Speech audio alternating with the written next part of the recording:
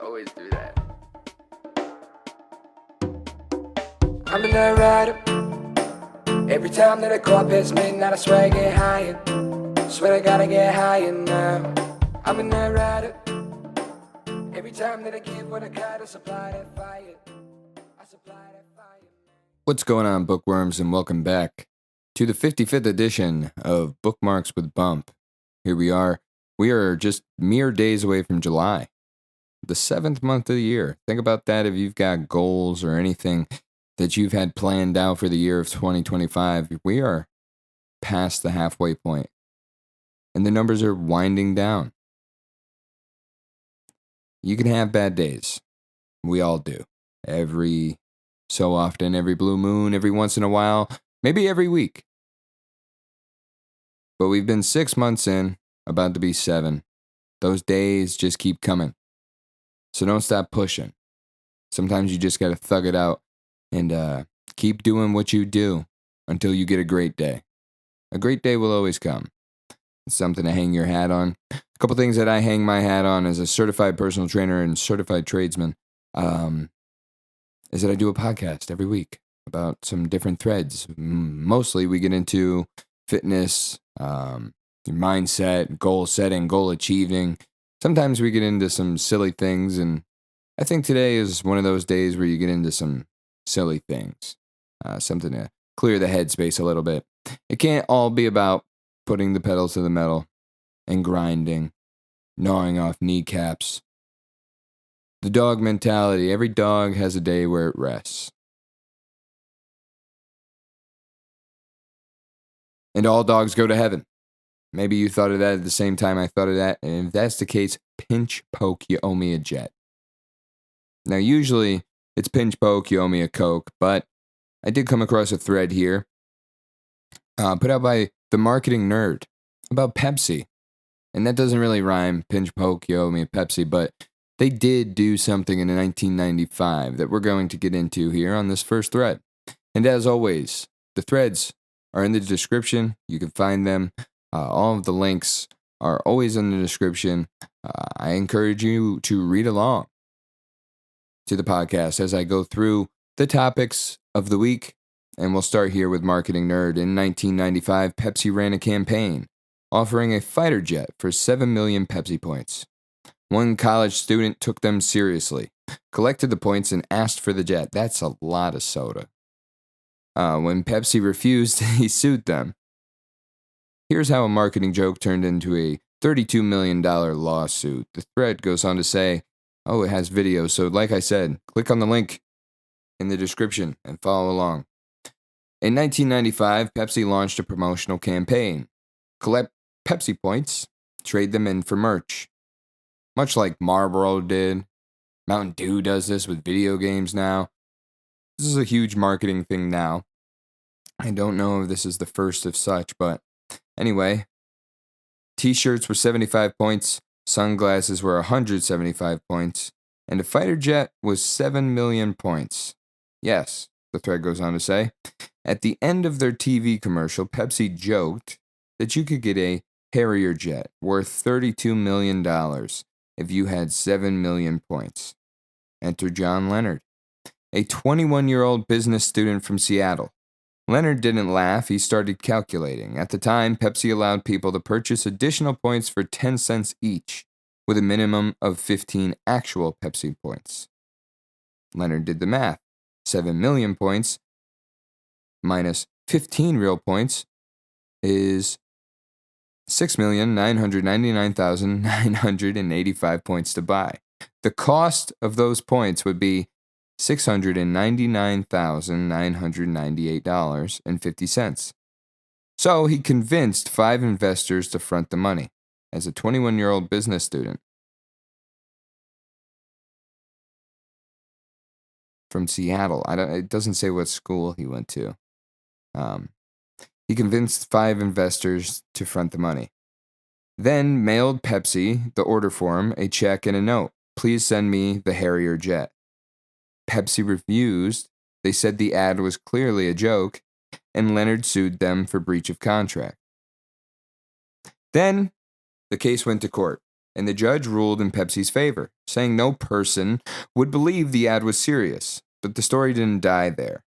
It made international headlines. Did Pepsi bribe this judge? Because that seems like, I mean, if you had the discernment that I have in today's day and age, you don't put that much faith in the people watching TV.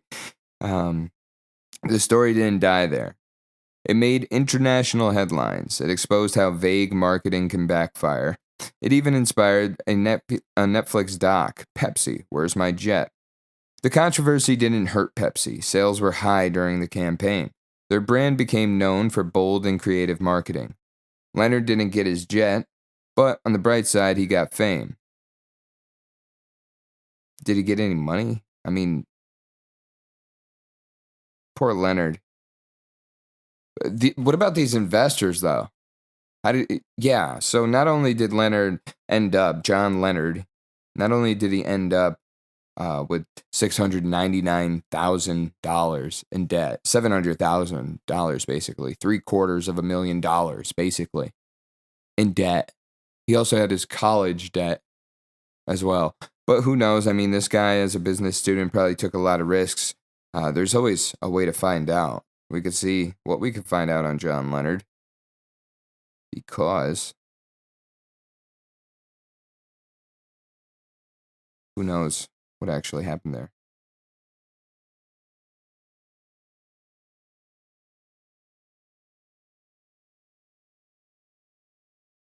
It was found that the advertisement featured in the jet did not constitute an offer under the reinstatement second of contracts. Kemba Wood was the judge in this case. What is John Leonard doing now? He's 48 and he lives in Alaska. As a national park ranger, he's a hero. He lives with his wife Dottie. They have 2 children, a daughter and a son. So he ended up didn't even doing anything with business. He's a park ranger in Alaska. It seems like he just decided they would go very, very far away. It's also funny how Pepsi put a jet in their commercial because they would have to demilitarize a jet to give it away to the public. So over the years, I've been sensitive to it because even close people have said, well, you're an opportunist. What I struggle with today, John Leonard said, is how could I have really thought I was going to get the jet? I'm 48 years old now, and I'm now looking back on it like, what kind of dipshit were you, man? So he has his regrets. Anyway, he looks at it as a massive mistake, and there was one massive mistake in the Japanese stock market. Logan Weaver puts out a thread. I encourage you to read along. A trader meant to sell one share for $5,000, but he made one small mistake. The computer said order accepted. And 16 minutes later, Japan's financial system was in chaos. Here's the untold story of a $225 million mistake that broke Tokyo. December 8th, 2005, the Tokyo Stock Exchange. JCOM, a tiny recruitment company, was going public. A Mizuho securities trader sat at his terminal to place a simple order: sell one share of JCOM for 610,000 yen, $5,000. He began typing. The order entry screen had 2 fields: the number of shares and the price per share. Standard stuff. He'd done this thousands of times, but this morning was different. His fingers moved across the keyboard. 610,000, then 1. The system processed. Sell 610,000 shares for 1 yen each. He'd swapped the numbers. Instead of 1 share at 610,000, he ordered 610,000 shares at 1 yen. The price difference from $5,000 per share to less than a penny. The computer didn't care about logic, so the disaster struck. The order was for 41 times more shares than JCOM actually had outstanding. Impossible math. The system should have rejected it instantly. Instead, order accepted. Japan's second largest bank was now selling shares that didn't exist for practically nothing. The trader spotted his typo 90 seconds later. Cold sweat, racing heart, pure panic. I mean, imagine this anxiety attack. He frantically tried to cancel it. 3 cancellation attempts, but all were rejected. The exchange's response: "We don't cancel transactions, even erroneous ones." For 16 minutes, Mizuho frantically called everyone: the exchange, regulators, risk management. The answer was always the same: "Sorry, the trade stands." Meanwhile, the feeding frenzy had begun. JCOM opened at $5,600, crashed to $4,767, then rebounded to $6,433. Morgan Stanley swooped in and grabbed 31% of the company. Smart money was moving fast. While Mizuho was bleeding, others were feeding, and the math was brutal. Mizuho had sold 610 shares for 1 yen each. Now they had to buy them back at full market price. Every share they sold for pennies, they now had to buy back for thousands. The losses mounted by the second. Final damage: 40.7 billion yen, 225 million in losses. Their year's profit: 233 million. One typo wiped out their entire year's profit, but there was more. The effects spread across Tokyo. The rumors spread, the financial stocks crashed, the nickel dropped 301 points. Nobody knew which bank was hemorrhaging money. Everyone assumed the worst, and fear spreads faster than facts. But the trader who made the typo, never named. Just another anonymous finger that hit the wrong key. Today, exchanges give traders 30 minutes to cancel obvious errors. After the window closes, you own your mistakes, no matter how expensive. The lesson is terrifying. In electronic markets, humans are the weakest part. One misplaced digit can destroy decades of profits. The machines execute without judgment. They do what you tell them to do. The solution? Automated investing. Oh, how could it ever come to this? No typos, no thinking, no emotions, just profit. Over the past year, we've already helped 35. This is an ad. This is an ad for AI. I hate AI. Oh, I really do.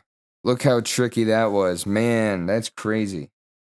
I don't know what's crazier, how duped I got or what happened in the Japanese stock market. I mean, think about that, though. I mean, he's honest about the one mistake, but this is also 2005. You got to think, if that made no sense, how could the computer or anything not already have securities in place to stop that? I guess you could say that human error is inevitable, but that's just obvious.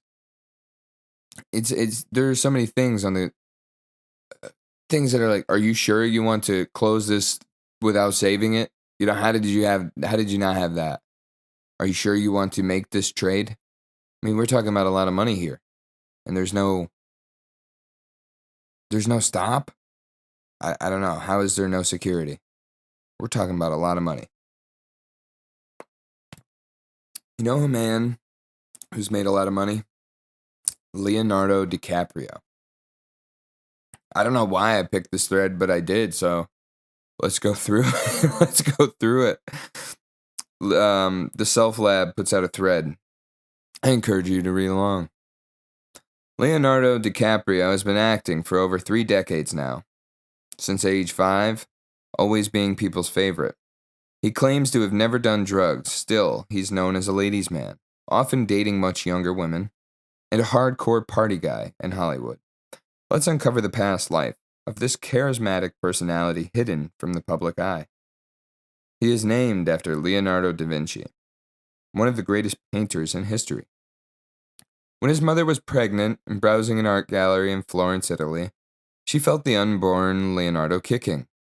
At that time, on their honeymoon, his parents were looking at a painting by Leonardo da Vinci. His dad, being the artist, named him then and there. His parents, however, filed for divorce when Leo was just a year old. He was a part of a gang called Pussy Pose. What is this? He was 5 years old. His first television appearance was in the children's series Romper Room, where he was kicked off the set for being too disruptive. In his 20s, Leo was part of a gang called the Pussy Pose, including David Blaine, Toby Maguire, and Harmony Korine, among others. The purpose of this gang was a tad obvious, given their name. So what are we saying? They were just a bunch of stick men? Is that what they're saying by saying this? And does this person, the Self Lab, mean posse? The Pussy Posse? I've never really heard of it. But anyway, DiCaprio, along with Jesse Camp, once quite drunk at Disneyland, swam in the pool with their clothes on, then peed at the top of the slide before sliding down it. Sounds fun. Leo has had 3 near-death experiences. He survived a great white shark attack when he got stuck in a cage with a great white while filming Blood Diamond. He survived a plane accident when an engine blew up in front of his eyes and the wing exploded, after which they had to do an emergency landing at JFK. And finally he survived a skydiving accident where his parachute malfunctioned, and the second parachute being tangled made him thought he was falling towards his death. There's a video there you can read along or watch along. He's sitting there with Ellen, though. From being replaced to being flashed, his Titanic sailed through.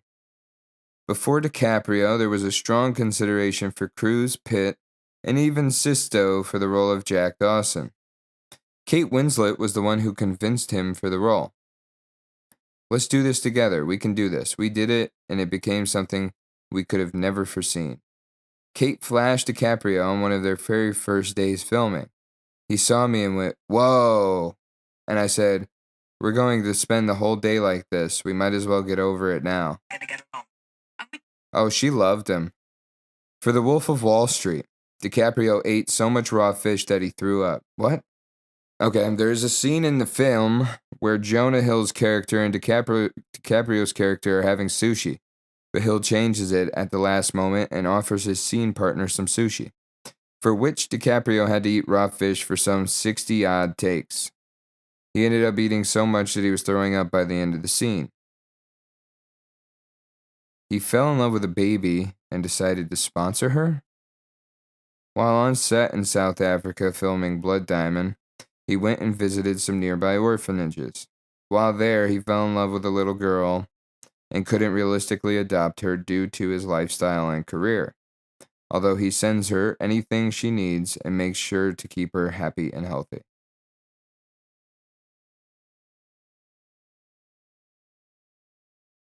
I don't know how to feel about that. That's really nice. But the way it's worded, I think this self-lab guy's got to work on his wording a little bit because he fell in love with a girl doesn't always roll off the tongue that great. He fell in love with a baby, actually. That's even worse. Anywho, his unusual method acting in The Revenant landed him his first Oscar. Leo spent months in the wilderness, filming the movie and did a lot of unconventional things during the same time, but that was nothing compared to sleeping inside a dead animal. For the scene from the movie where he devours a raw bison liver, he actually ate a raw liver. Later during the filming, he decided to genuinely swim into an icy lake whilst filming so the scene would be perfect. His donations are quite remarkable. In 2013, Leo donated $3 million to save tigers in Nepal, for which Vladimir Putin praised him by calling him a real man at the International Tiger Conservation Forum.